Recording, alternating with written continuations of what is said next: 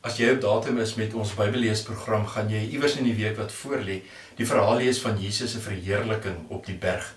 Ek wil graag die verhaal gebruik om te illustreer hoe belangrik dit is dat ons die Bybel nie as 'n klompie los verse moet lees nie, maar dat ons elke gedeelte behoort te lees binne sy groter samehang en uiteindelik natuurlik binne die konteks van die hele boek waarin dit voorkom.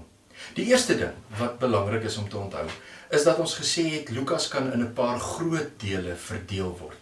Na die inleiding in die eerste 3 hoofstukke kry ons dan ook die eerste groot deel van Lukas, naamlik in hoofstuk 4 tot 9.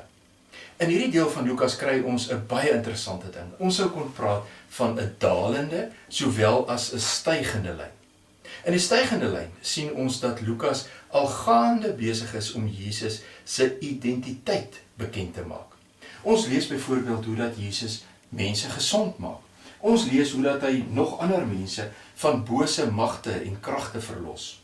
Ons lees dat hy selfs mense van hulle sondes verlos en hulle vergewe. En dis alles dinge wat die mense geglo het net God kan doen. In hoofstuk 9 bely Petrus dan uiteindelik dat Jesus inderdaad die gesalfde van God is. En natuurlik met die verheerliking op die berg word dit as dit ware vanuit die hemel bevestig. Jesus is die Seun van God. In dieselfde hoofstukke kry ons egter ook 'n dalende lyn. Hoe meer Jesus se identiteit bekend word, hoe meer teleurgesteld raak die mense in hom. In hoofstuk 4 praat hulle nog van groot lof met hom, net om 'n kort rukkie daarna vir hom uit Nasaret te verdryf. Daarna kom hy in konflik met die fariseërs en die skrifgeleerdes. En later lees ons selfs hoe dat Johannes en Jesus se moeder en sy eie broers aan hom begin twyfel. En daarmee wil Lukas sê dat die mense se verwagting van Jesus duidelik nie klop met wie Jesus regtig is nie. Hulle wou hê Jesus moes hulle selfsugtige begeertes bevredig deur hulle onder andere te bevry van die Romeinse juk.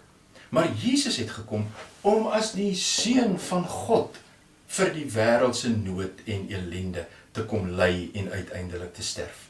As Petrus dus in Lukas 9 vers 33 sê, dat hulle 3 hutte op die berg moet bou, en Lukas sê direk daarna, Petrus het eintlik nie geweet waarvan hy praat nie, dan beklemtoon Lukas vir ons hierdie gaping wat daar bestaan in terme van die verstaan oor wie Jesus regtig is. Petrus wil souwaar al weer 'n keer vir Jesus opeis vir sy eie behoeftes en begeertes, en dit terwyl Jesus eintlik gekom het om vir die nood van die ellendes van die wêreld te kom ly en te kom sterf. Met hierdie verhaal wil Lukas ons help om agter die berg van verheerliking 'n ander berg raak te sien, naamlik Golgotha. En daarmee begin hy ons voorberei vir die volgende deel van sy boek. Lekker lees.